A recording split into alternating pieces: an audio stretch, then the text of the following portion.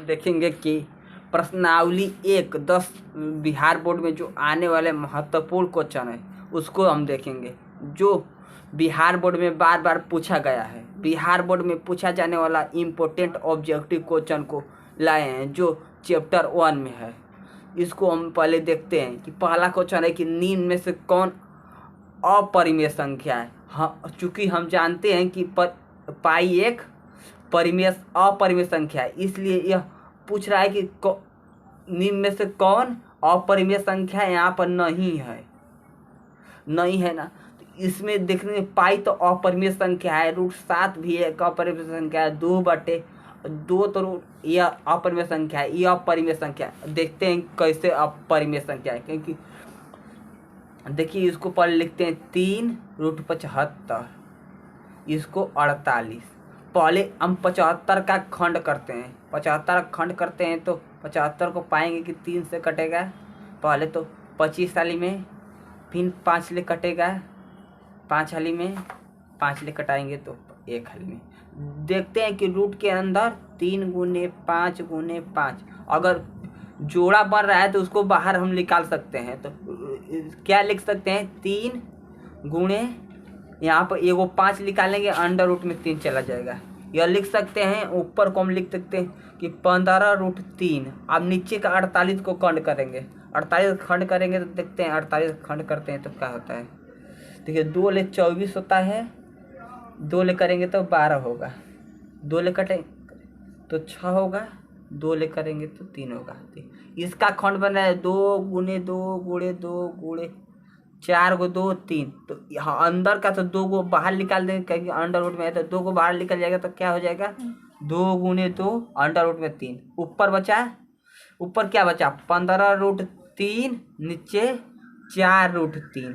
अगर हम जानते हैं कि भागा में ऊपर का नीचे कट जाता है तो हमारा 15/4, 15 चूँकि P/Q के रूप में है इसलिए यह परिमेय संख्या है, P/Q के रूप में है इसलिए परिमेय संख्या है। चूँकि आशा करता हूँ कि आप लोगों को यह समझ में आया। चलिए दूसरा क्वेश्चन देखते हैं। देखिए यहाँ पर दिया है, यदि 2 संख्याओं का गुणनफल, मतलब 2 संख्या, मान लीजिए कि एक संख्या a है, 2 संख्याओं का गुणनफल 2166 है एवं उसका 2166 है। 2 संख्याओं का गुणनफल कितना है, 21,700, और उन संख्याओं का मसा 19 है, उन संख्याओं का मसा 19 है। इसका लौसक क्या होगा, लौसक ज्ञात करने के लिए चलिए इस पर देखते हैं। संख्याओं का इतना था, इसका मौसा है, तो हम जानते हैं कि ये फॉर्मूला होता है 2 संख्या, पहली संख्या गुणे दूसरी संख्या बराबर एलसीएम गुणे एचसीएफ होता है। तो पहली संख्या, दोनों संख्याओं का गुणनफल हमको दिया है कि 2166 होगा, 2166 होगा बराबर एलसीएम हमको नहीं दिया, एलसीएम निकालना है, एचसीएफ दिया है कितना, 19। तो देखते हैं 19 ले कराते हैं, 19 से कम 19 कितना बचा है, इसमें 2 बचा, 26 है, फिर 1 खाली में तो कितना चलेगा, इसमें 26 होगा तो 19 7 76, 19 चौके 76, 114 वाले में कटा। हमारे एलसीएम कितना हो जाएगा, एलसीएम बराबर 114, जो कि हमारे ऑप्शन में दिया गया है। ऑप्शन इसका सी राइट हो जाएगा। अगला क्वेश्चन देखते हैं 3 नंबर। देखिए 3 नंबर क्वेश्चन दिया है कि संख्या 0.131131113 ... यह परिमेय है कि अपरिमेय। चूंकि हम जानते हैं कि संख्या बार बार रिपीट नहीं हो रहा है इसलिए यह संख्या अपरिमेय है, इसे P/Q के रूप में नहीं लिखा जा सकता है। यहाँ पर दिया है चौथा क्वेश्चन दिया है अभाज्य संख्याओं का मस कितना होता है। चूंकि अभाज्य संख्या उसे ही कहते हैं जिसका मस 1 है, उसी परिभाषा को दिया है। अभाज्य संख्याओं को उसे कहते हैं जिसका मस 1 हो, इसलिए इसका आंसर 1 हो जाएगा। देखते हैं अगला 5वां क्वेश्चन। 64/81 प्लस 16/9 एक परिमेय संख्या की अपरिमेय पूर्णांक की प्रकृति। इसको देखते हैं इसको देखते चूंकि यहाँ पर इसको देख लेते हैं।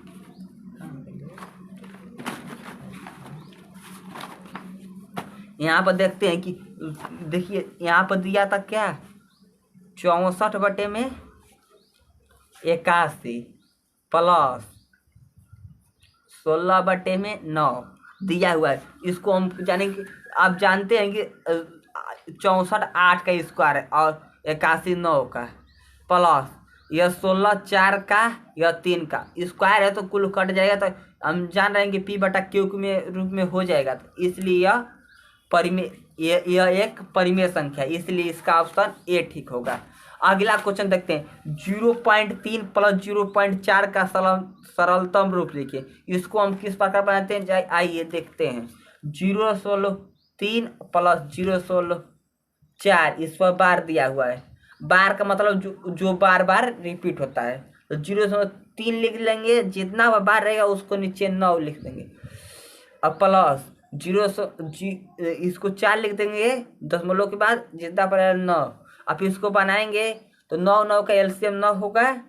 ये खाली कटेगा 3, ये खाली कटेगा 4। इसको क्या लिख सकते हैं 7/9। इसका 7/9 इसका राइट आंसर होगा। इसका ऑप्शन नहीं लिखे, बाकी यह बिहार बोर्ड 2024 के परीक्षा में पूछा गया था, जिसको हम बता दिए। और चलिए अगला देखते हैं। अगला √10 × √15 है। चूंकि हम जानते हैं कि √10 एक अपरिमेय संख्या है, √15 दो अपरिमेय संख्याओं का गुणनफल हमेशा अपरिमेय होता है, इसलिए इसका आंसर अपरिमेय संख्या हो जाएगा। और अगला देखते हैं। P √2n × 5m के रूप में 0.105 कैसे लिखा है, इसको हम देखते हैं। यहाँ पर ये लिखा है, इसको P/2 0.105 इसको क्या लिख सकते हैं। इसको हम जानते हैं कि दशमलव कटाएंगे तो 105 लिख सकते हैं। यहाँ पर दशमलव के बाद 3 गो अंक है तो 1 पर 3 को 0 लिख सकते हैं।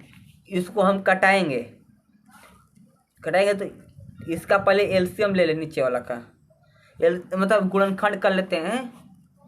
1000 का गुणनखंड कर लेते हैं पहले। 2 से कटेगा 500, 2 से 250, 2 से 125, 5 से कटाएंगे 25, 5 से 5। चूंकि इतना इसका देखिए 2 पर पावर कितना है 105/2 पर पावर कितना 1 2 3 2 पावर 3 गुणे 5 पावर 1 2 3 5 पावर 3 अगर। चूंकि हम जानते हैं कि यह 5 ले कटता है 105, तो 5 को 105 में कटा देंगे।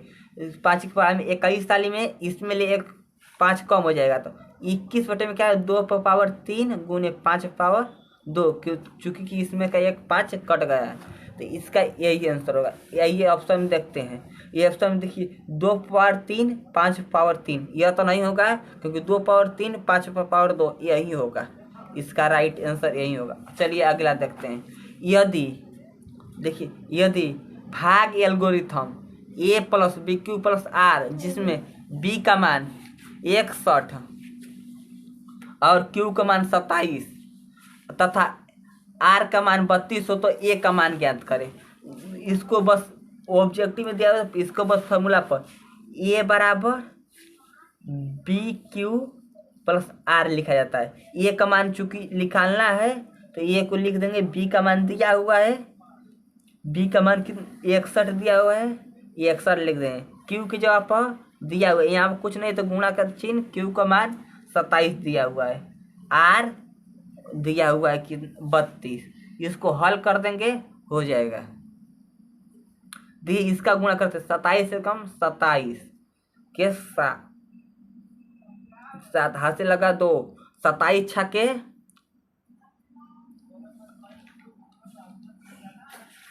देखिए 27 छके हो जाएगा कि कितना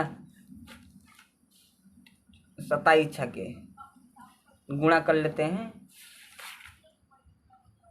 25 छक्के 6 के गुणा कर लेते हैं। 42 के 2, 6 दूना 12, 4 16, 162 हो जाएगा। 112 जो असली है